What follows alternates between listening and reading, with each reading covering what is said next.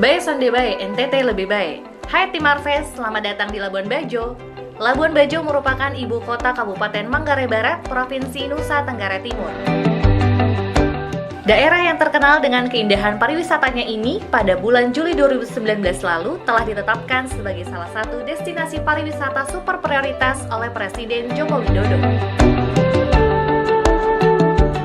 Selain ditetapkan sebagai destinasi pariwisata super prioritas bersama dengan Danau Toba, Borobudur, Mandalika, dan Likupang, Labuan Bajo juga telah ditetapkan sebagai kawasan ekonomi khusus melalui Peraturan Pemerintah Nomor 88 Tahun 2019. Selain keindahan alamnya, Labuan Bajo juga mempunyai khas yang tak kalah dengan tempat wisata lain yang ada di Indonesia maupun dunia, yaitu Komodo. Komodo atau Varanus komodoensis adalah spesies kadal yang merupakan hewan endemik Indonesia yang artinya adalah satwa asli Indonesia. Komodo merupakan spesies kadal terbesar di dunia yang panjangnya mencapai 3 meter. Ia bisa mengendus mangsanya dari jarak 9 km dan hewan ini tergolong hewan yang sangat buas. Tahukah tim Marves, tak hanya di Pulau Komodo, salah satu pulau yang dihuni oleh Komodo yaitu Pulau Rinca. Ayo kembangkan destinasi baru di Flores. Jangan semua datang, makanya teman saya senang dengan teman-teman PUP, mereka bilangnya ayo ke Labuan Bajo, karena Labuan Bajo nggak hanya taman nasional gitu Pak. Nah silakan ketika mereka datang di sini ada potensi Komodo di dataran Flores, ayo kembangkan itu, sehingga wisatawan yang kalau dia mau datang ke TNK, kuota per harinya sudah penuh, dia datang ke sini dulu. Sekaligus mengembangkan desa-desa yang ada di masyarakat yang ada di desa Flores.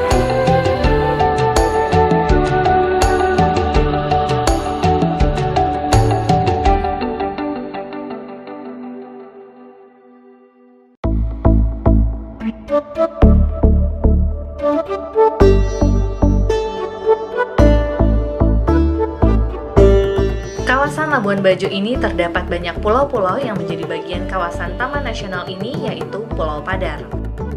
Pulau yang menjadi salah satu perhatian para wisatawan ini merupakan pulau terbesar ketiga yang ada di Labuan Bajo. Di sekitar Pulau Padar ini kamu akan disuguhkan pemandangan pantai pasir putih yang terhampar mengelilingi pulau dengan hamparan bukit yang menjulang tinggi.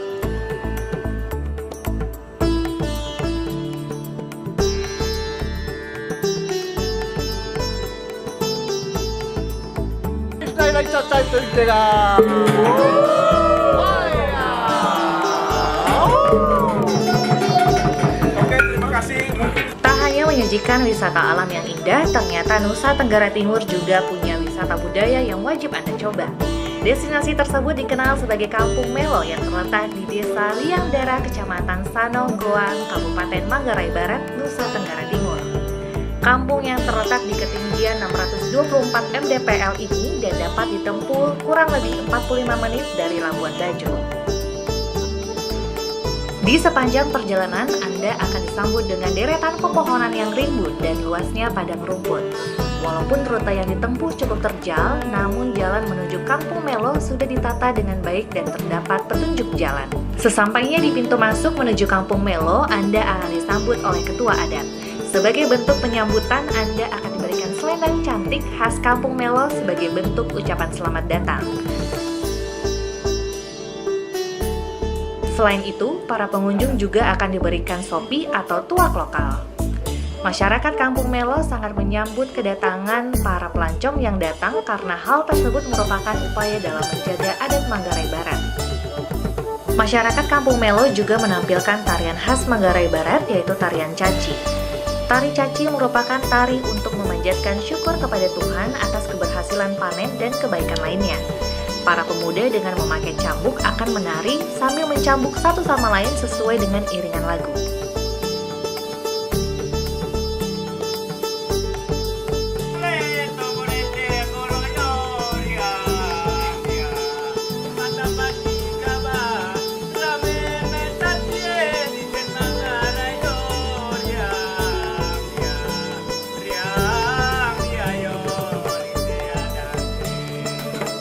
Walaupun para penari akan mendapatkan sakit dan memar, namun mencari pemenang bukanlah tujuan dari tarian ini.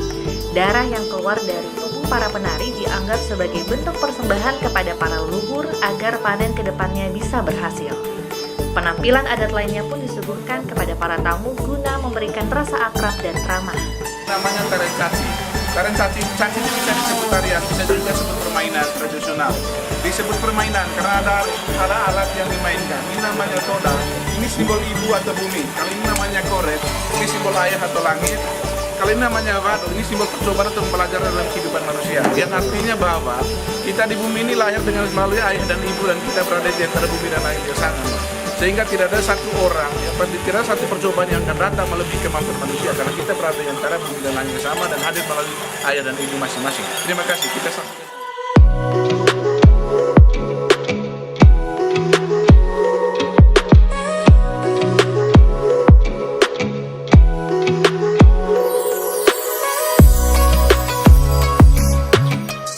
Salah satu ekonomi kreatif yang ada di Labuan Bajo yaitu tenun khas Manggarai Barat. Pembuatan kain tenun khas Manggarai Barat ini bisa kamu lihat pembuatannya secara langsung di Kampung Lembor yang merupakan salah satu kecamatan di Labuan Bajo. Perjalanan ke Kampung Lembor ini kamu akan disuguhkan pemandangan ladang sawah yang cukup luas yang dikelilingi oleh hamparan bukit.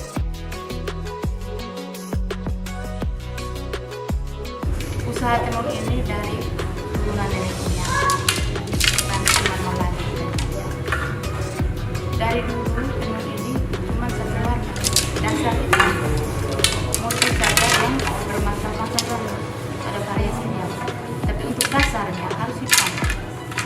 Orang sudah tahu begini orang Manggarai. Tapi karena dia kemajuan sekarang, maka sudah punya inisiatif membuat warna dari alam. Karena kami pikir kalau kita buat dari pewarnaan tidak mengurangi lingkungan, tidak merugikan lingkungan. Kalau kita pakai kimia, itu nanti bisa mengurangi lingkungan. Sehingga inisiatif Tokopedia untuk buat pewarnaan alam dengan perkembangan dari dulu kalau buat sekarang kami buat pewarnaan alam dengan variasi. Karena satu warna, bahan bakunya satu dari 3 warna, tergantung dari warna dan teksturasinya. Ada tabas, kapur, tunjang. Untuk kalau budaya itu perkembangan punya motivasi tersendiri, tidak terpengaruh dengan produk lain.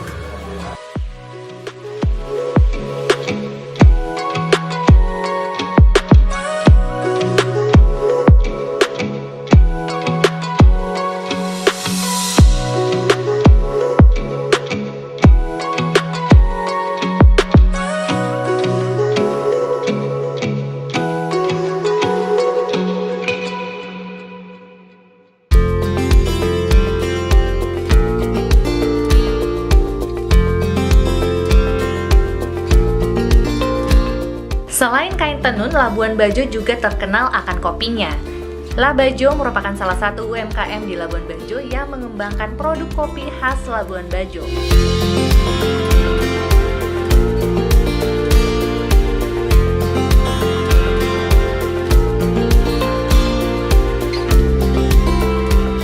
Tak hanya dengan kopinya saja, tetapi UMKM ini juga memproduksi cookies daun kelor dan kue pisang. Produk dari Labajo ini bisa menjadi rekomendasi wisatawan yang mau membawa oleh-oleh khas Labuan Bajo.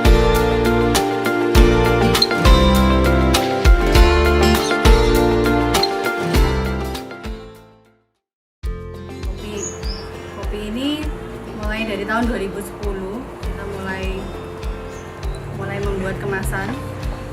Jadi dengan merek Labajo semua kita kerjakan sendiri, kita desain sendiri, terus berawal dari kopi bubuk.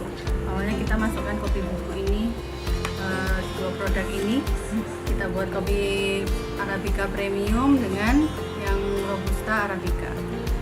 Kemudian kita pasarkan ke supermarket di Labuan Bajo dan ternyata responnya bagus dan ternyata diminati sebagai oleh-oleh justru oleh wisatawan. Akhirnya kita mulai mencoba untuk membuat variasi lain selain kopi bubuk, ada juga kopi biji dalam kemasan kaleng seperti ini. Jadi kopi biji kita ada 4 varian, ada Robusta, Arabica, Delocatura dan Julia. Jadi Julia ini kopi yang khas Flores, yang hanya ada di Flores gitu, dan harganya cukup lumayan banyak peminatnya juga. Kita juga membuat buku cookies. Jadi awalnya kita membuat banana cookies ini, banana cake. Kemudian dari sini saya ikutkan lomba Master Oleh-oleh Buben, kemudian mendapat juara pertama provinsi NTT.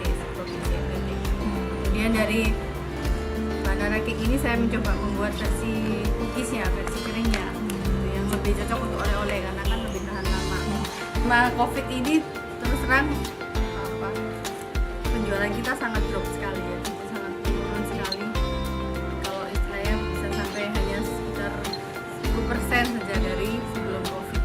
Setelah Pak Jokowi bilang new normal kembali, nah, itu sudah bisa mulai lumayan lah. Sekarang sudah mulai pelan-pelan mulai naik. Jadi selama corona kita bereksperimen lah, kira-kira produk apa sih yang bisa dijual yang lebih terjangkau untuk orang-orang lokal, karena kan sekarang wisatawannya itu lebih ke lokal. Jadi kalau sebelumnya untuk membeli yang kemasan ya, ini mungkin agak mahal, jadi kemasan yang cup ini lebih terjangkau dan lebih praktis. Itu kita juga akhir-akhir ini kita terpilih sebagai 100 food startup, 100 besar food startup Indonesia. Kopi, kain tenun, dan oleh-oleh lainnya bisa kamu temukan di Komodo Gift Shop ini. Ibu Candy yang merupakan owner dari toko oleh-oleh sekaligus ketua Akunitas atau Asosiasi Kelompok Usaha Unitas Manggarai Barat mengembangkan oleh-oleh khas Labuan Bajo ini sampai ke mancanegara.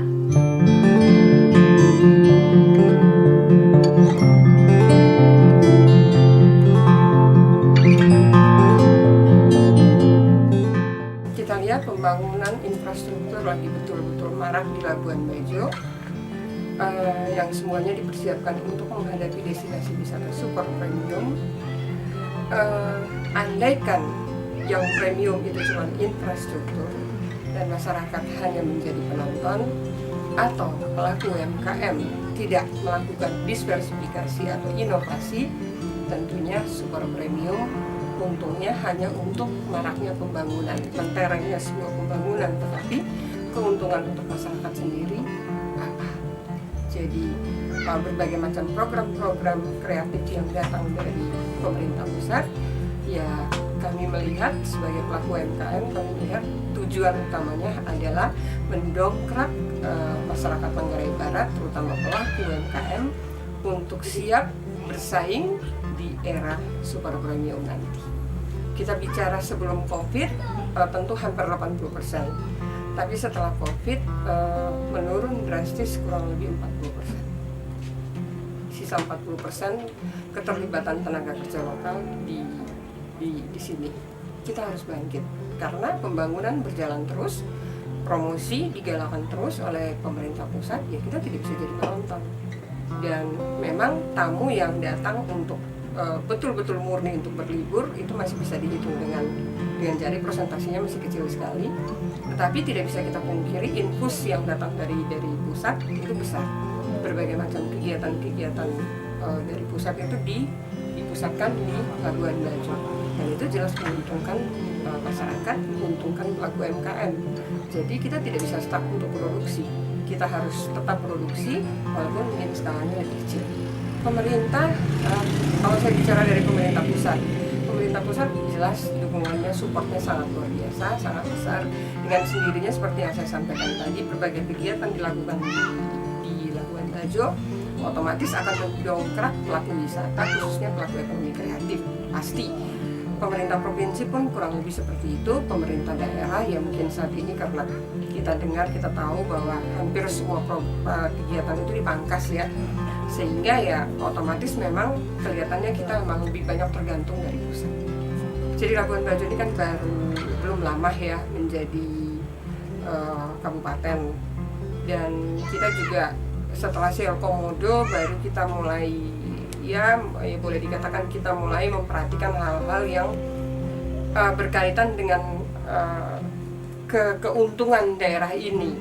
Dan terlebih lagi setelah Pak Jokowi menetapkan daerah ini sebagai super prioritas dulu ya.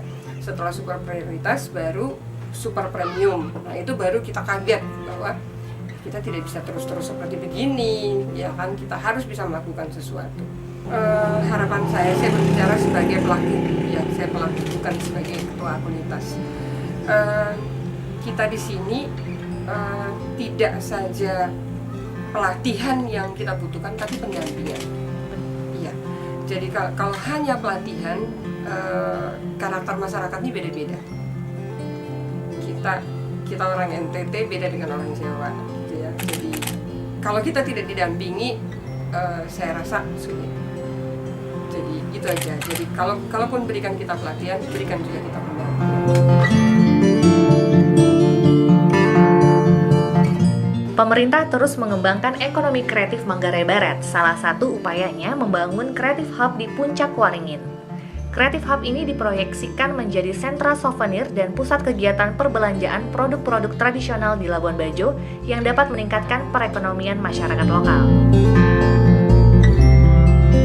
Creative Hub akan menjadi wadah interaksi, inkubasi bisnis, serta wadah riset dan pengembangan bagi para pelaku ekonomi kreatif di Kabupaten Manggarai Barat. Pembangunan Creative Hub Puncak Waringin yang difasilitasi oleh Kementerian PUPR telah berlangsung sejak bulan Maret 2020 dan saat ini telah mencapai fase 2 pembangunan. Pekerjaan struktur fisik bangunan diproyeksikan akan selesai pada akhir tahun 2020.